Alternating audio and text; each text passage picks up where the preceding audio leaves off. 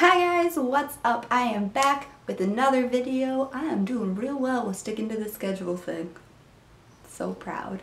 This week, before the video starts, I have two announcements. One of them pertains to this video and the other one doesn't, but that's okay. The first announcement I have is that I will be starting one of two new series on my channel, and by series I mean semi-weekly / monthly videos that pertain to the same topic. So one of them is going to be a Wreck This Journal, drawing, doing all sorts of fun stuff, kind of vloggy type video with the Wreck This Journal. So whenever I do a page, probably not every single page because there are a lot of them in this book, I will try and record it and upload it as a video so you guys can kind of see how the Wreck This Journal process works and maybe show me some of your doodles if I show you some of mine. The second series that I'm going to be starting on my channel is going to be called Tea in a Chat, in which we are going to be looking at some fun current event thingies going on in the book world, looking at articles from Huffington Post and New York Times, kind of evaluating them and just kind of diving deep into the world of books and literature and people's thoughts about it. So that's what we're going to do today, and hopefully you guys find it interesting. If you have any articles that have popped up or things you want me to talk about in Tea in a Chat, leave them in the comments below. Bam! I have tea. Now let's chat. I can't drink you yet, you're gonna burn my mouth. So the article I'm going to look at this week has to do with some gender gaps and some kind of evaluation of reading styles around young children, and the article's title is Young Girls Are Much Better at Reading Than Young Boys and Have Been for a Long Time.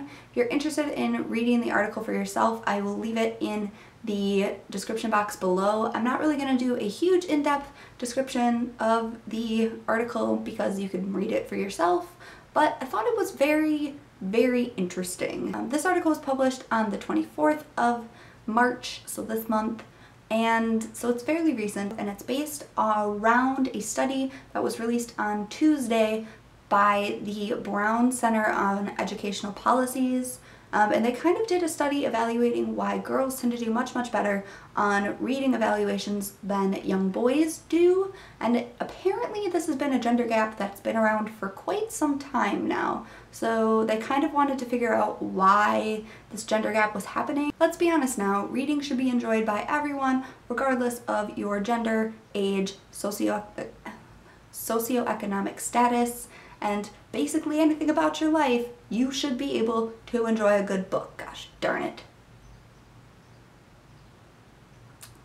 I didn't burn myself. So when they did the study, they posted the top 3 kind of categories that they felt were important for the general public to know, instead of just posting the giant study, because I looked at the study and there's a lot of information in this study. A lot of really cool information, but a lot of information. So the first point that they wanted to get out to the public was that these gaps between girls' reading scores and boys' reading scores have existed for a really long time, like several years. They mapped the results back to 1971, so these results span a large chunk of time. But the other important aspect of this point is that these gaps might be closing. So in 1971, what they realized was that girls from age 9 to 17 when they were being scored, were scoring significantly higher than the boys in their class were. So they started graphing out how many girls in each age group, so age 9, age 13, and age 17, were doing better than the boys in their class were at reading evaluations. And what they noticed was that from 1971 to this year, the graph, well, it kind of went up. It's starting to decrease, and the number of girls who are scoring better on their tests than boys are is getting significantly lower. Now, they weren't entirely sure what was causing this, and I personally would like to think that the encouragement of schools to help people pursue reading and just kind of push them to understand it better with literature analysis and all of the crazy things they do, especially once the kids get into high school, is helping this. But let's be real now, when you're given a book to read for required reading in school, the chance that you're actually going to read it is significantly lower than if you picked up a book on your own for enjoyment. So the last 2 things they noticed with this first point was that there was a huge gap between students with a low income and a high income, and also students who were white versus students who were black, which I feel like speaks to something even more disturbing in our society, because that shouldn't be a thing that's an issue. All students should have the ability to pick up books, understand them, and get good scores on the tests that they're taking, because their understanding of books shouldn't be based on things like their race or their income. Be real now. Teaching skills and abilities should span all races, incomes, grades, everything, because it's really important for people to understand what they're reading and to get a really good grasp of the culture that's been around them. The second point that they wanted to get out to the public was that these are not just problems that are happening in America. One of the most notable countries that also noted these problems was Finland, whose results were just a little bit mind-blowing with the gap. So not only is this just a problem that's happening in America, it's happening all over the world, and whether the countries have noticed it and studied it or not is another thing, but most countries have, and the results are a little bit alarming. The third point that they wanted to get out there was that enjoyment of reading has absolutely nothing to do with why these test scores are so drastically different with how boys are doing and how girls are doing. When they asked girls if they enjoyed reading, it was pretty apparent that the girls were reading for enjoyment. The boys also said that usually they read for enjoyment as well, but the amount of girls on average who said they enjoyed reading was significantly higher. Now this still has nothing to do with how they're doing on their testing, because even on the years where there were a higher amount of boys reporting that they enjoyed reading, their test scores didn't reflect that assumption that they enjoyed what they were reading or read for enjoyment. So what this study concluded is that at least one factor that can be ruled out is biology.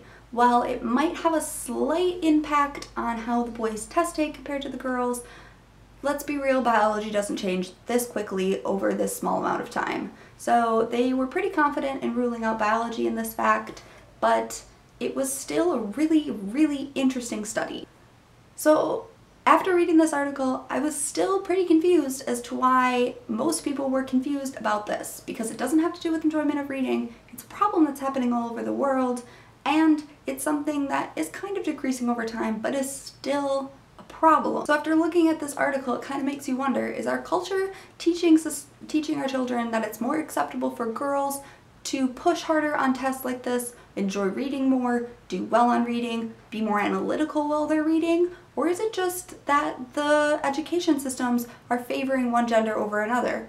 Or is it just that our education systems aren't doing what they're supposed to be doing in helping kids analyze what they're reading, really understand it, so that when they get to the test-taking stage, that they can be proficient in what they're learning, what they're hearing, what they're seeing, so that they can channel that into someone else's understanding and make sense of everything that's been packed into one brilliantly amazing novel.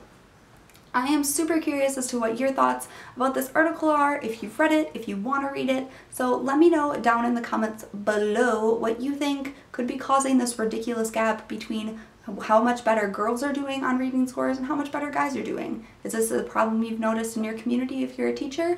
Sound off in the comments below. I'm super interested. Also, if you have an article you would like me to check out for the next Tea in a Chat, let me know down in the comments below, because I would love to get your guys' input on things you want me to check out. Otherwise, until next time guys, bye!